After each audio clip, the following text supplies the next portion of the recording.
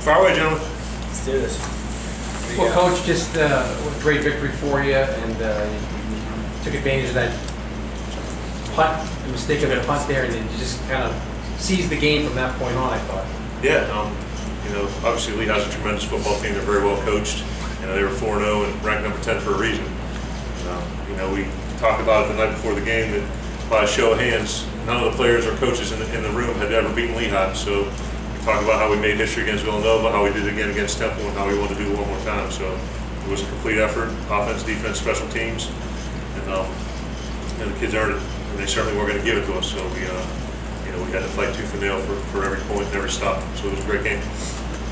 Coach, are you surprised that the numbers Mike's putting up? I mean, it seems like every week, again today, video game numbers, 450 yards.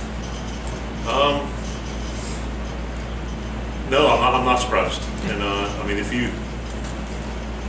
you look at Michael's high school track record. You could probably correct me if I'm wrong here, but I believe he broke the Virginia Big School State single-season yardage record, which was held by Michael Vick. Okay, yeah, it's almost 6,000 total. Yeah, it's almost 6,000 total yards and 60 touchdowns as a senior in high school. And he's an excellent fit for what we want to do in our offensive system. He can beat you with his arms or his legs. He can beat you within the scheme, and also when things break down, improvise and make a play with his feet or his arm. Coach Browner does a tremendous job, allowing him to do both. So, no, I'm not surprised. Mike, how much did those two Lehigh turnovers really change the game there at that point? I think it really just gave us that momentum that we needed to really put it away. We were kind of going back and forth. Each one of us was scoring each drive. So I think those two turnovers really just gave us that chance to just pull away and just close the door on them. So I think they were just huge plays for the game. Do you see an opportunity to make some big plays against that Lehigh defense? They over the top. Yeah, we saw it all week. Watching their film, through the first 4 games that they had, we knew that there were going to be opportunities there to take, and we trust Coach Moorhead and the guys up in the booth to put us in the best play, and we had a good opportunity today to really expose them vertically down the field. So that's what we did, and I think those big plays really helped us keep things moving. Sam, what was clicking for you today? You had a tremendous game. Well, the offense we run, it's really anybody can go off any day. So today, Jay just the safety to my side he wasn't back far enough, so we just kept going by him. Nebrich was throwing great balls today, so nothing special, just executing. So you're the players' best start Fordham's had in 25 years. What does that mean to be part of that team?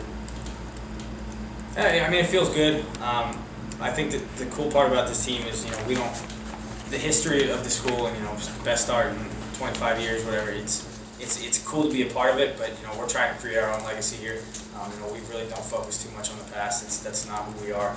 And, this team really just wants to create our own legacy and, show what the 2013 version of Fordham Rams is all about, and that's what we're doing so far. Like, have you ever sat back yet this year and just thought about where you come from, missing most of last year? Now here you are having obviously one of the best seasons any quarterback in the country's had. No, I'll sit back in December. Actually, after January when we win the national championship. There's no time to sit back right now. Joe, can you talk about the atmosphere here? You played here, and I've been coming here since like 01. This was obviously the best atmosphere. It was tough to get in this place today. Yeah. And that's got to be something special too, to just create a great environment and have overflow crowd in this building today. It was special, and actually it's what I spoke to the team about after the game, that they really don't have a frame of reference. But myself and Coach Pace played here and had some lean years in front of small crowds, and it was kind of, when I played here, was really at the infancy of our venture into the Patriot League, and kind of got it turned around my senior year and got it going in the right direction. But to the extent of what it was today, our second consecutive sellout crowd was standing room only. People sitting in the baseball bleachers with 2 nationally ranked teams in the top 15 on national television. That's only things that we could have dreamed about in 1995. And these kids they've earned all of it. And it's just I think we're just scratching the surface of the potential of what this football program can be.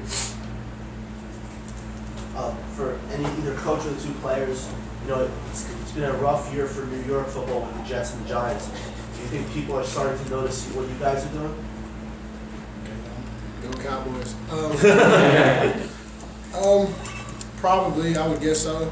I mean, I know I've been on Fordham Road a few times, and I've heard more Fordham this, Fordham that. So, I mean, people are taking notice. But, I mean, like Coach always tells us, don't drink the poison. So we're focused on us. Everybody in-house is just taking it a game at a time. And I'm a Steeler fan too, so it's a little lean back home too. But and one of the two things we talk about as a team is to expect success and become impossible to ignore. So I mean, if we continue to win and handle our business one game at a time, and look to go 1-0 every week, good things will continue to happen. So we can't look back, we can't look ahead. We've got to concentrate on the opponent of the week and hurdle number 7 next week, and we're gonna have a tough game against a good opponent. And we got to be very myopic in our approach and just have a great singleness of purpose. Michael, just tell us a little about the confidence you take into every game. I mean, it seems like you're out there expecting to not only succeed but to excel, and every time, every drive you're expecting a touchdown. Just tell me a little about your confidence. I'll address that real quick. That's one thing he doesn't lack is confidence. But go ahead, you can continue. I think the biggest thing is how we practice throughout the week. I mean, we came out this week and we executed. We started on Sunday, Tuesday, Wednesday, Thursday. I mean, we really practiced well, and we've really been doing that throughout the entire year. So, when you're practicing well throughout the week, you just come into the game feeling that you're prepared and you know exactly what they're going to do. And obviously, we have all the faith in the world that Coach Moorhead's going to put us in the best place. So, I mean, when you come into games like that, once game day actually hits, it really just feels easy. You feel like you've been doing it for a while, looking at the same looks and stuff. So, I mean, it's really not hard to play confidently, in a system like this with the guys that we have. So, I mean, it's just a lot of fun, and I'm really enjoying it. Sam, could you talk about what having Michael healthy and has done for this offense? It's gone through the roof. I mean, he, like Coach Moorhead said, he can beat you with his feet, beat you with his arm.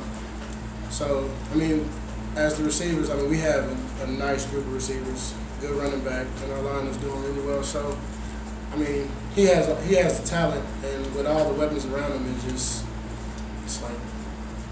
It's what? It's like. It's just easy, really. It's easy. It makes it easy.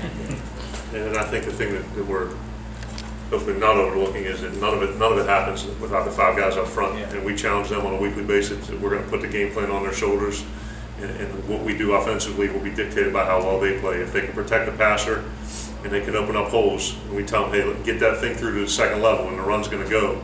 And if you give him time, our receivers and tight ends are going to get open down the field. So we don't do anything if it's not for those guys up front. And they really only hear their number called when there's a penalty. But I mean, we're doing all this because our guys up front are knocking people off the ball and they're protecting the passer. Coach Michael, you've had jokes about after we win the national championship, I'll sit back and look at it. Yeah. Do you think this is a team that's capable of winning a national championship? Certainly, Mike will tell you that was tongue in cheek, but I wouldn't say that's one of our goals as a team if I didn't think it was a realistic venture. And we talked about last night in our team meeting. To get to the top of the mountain, you got to still take one step at a time.